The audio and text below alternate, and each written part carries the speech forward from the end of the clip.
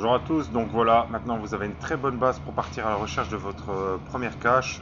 Bon, il y a encore beaucoup de choses à savoir sur les différents types de caches et tout ça, mais on reviendra plus tard. Donc voilà, on va partir sur une cache, on va dire les caches les plus répandues, donc ce sont les traditionnelles. Donc elles sont de toute taille, elles contiennent un logbook, elles peuvent être de tout niveau, donc de toute difficulté et de tout terrain.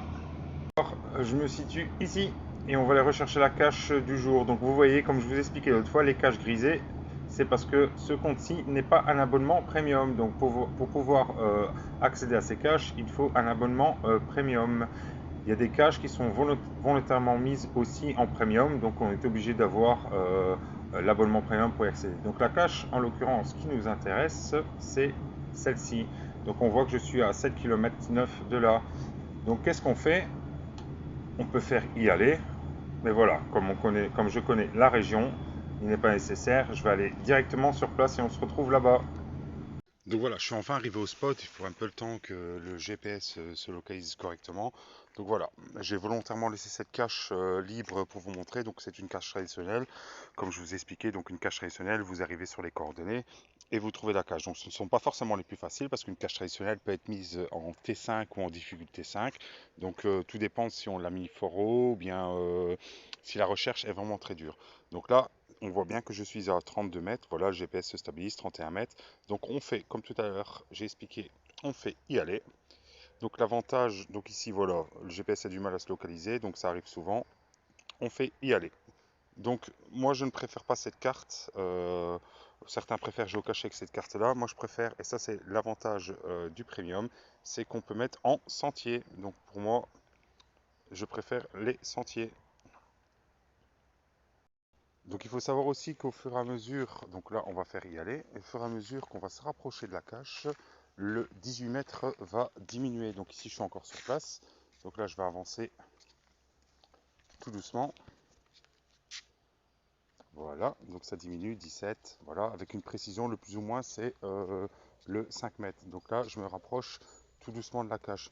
Ce qui est intéressant aussi, c'est de regarder les indices. Donc ici on peut regarder vite fait, donc les indices derrière le piquet à droite, d'accord? Donc voilà, il faut savoir aussi que quand vous arrivez sur les 5 mètres du spot, donc votre GSM, ou même un peu plus, peut-être 10 mètres, votre GSM va commencer à vibrer. Donc là, ça veut dire que vous rentrez dans la zone. Donc voilà, je suis à 7 mètres de la cache avec une précision de 6 mètres même maintenant, de plus ou moins 4 mètres. Donc ça veut dire que je suis proche de la cache. Voilà, avec le géocaching, vous pouvez voir vraiment de belles choses. Comme ici, je suis en face d'un château. Donc voilà, c'est vraiment un cadre verdoyant. Donc voilà, je suis proche de la cache. Donc derrière le piquet, je suppose que ça doit être là. Donc on va aller voir tout doucement. Effectivement, la cache est là.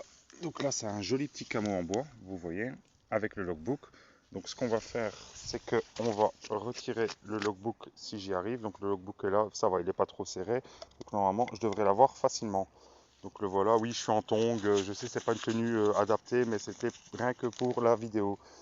Donc voilà, là vous voyez sur le logbook tous les jeux géocacheurs qui sont passés juste avant moi. Donc moi, j'ai un tampon personnalisé. Qu'est-ce que je fais? Je log. Voilà, on voit mon pseudo sur la cache. Donc maintenant, il faut remettre le logbook dans le petling, le réattacher correctement et le remettre au même endroit. La cache est ici, j'ai tamponné le logbook, on remet la cache correctement, on remet pas ça comme un bourrin, excusez-moi l'expression, on remet ça correctement. Bon, on essaye d'un peu remettre, pas de feuilles au-dessus, mais bien le camoufler, voilà. Ça c'est un camouflage idéal dans les bois, donc ça se fond bien dans la masse, donc c'est parfait. Donc voilà, vous avez vu comment il faut trouver une cache. Maintenant, ce qu'on peut faire, c'est loguer la cache. Donc voilà, place au log maintenant. Donc si vous voulez loguer votre cache en live, rien de plus simple, vous allez sur log, vous faites trouver. Il n'y a pas nécessité de mettre une note parce que le logbook n'est pas mouillé. Pas trouvé, non, parce que vous l'avez trouvé. Vous faites un joli petit log, comme par exemple ici, très joli camo dans un très beau cadre, voilà.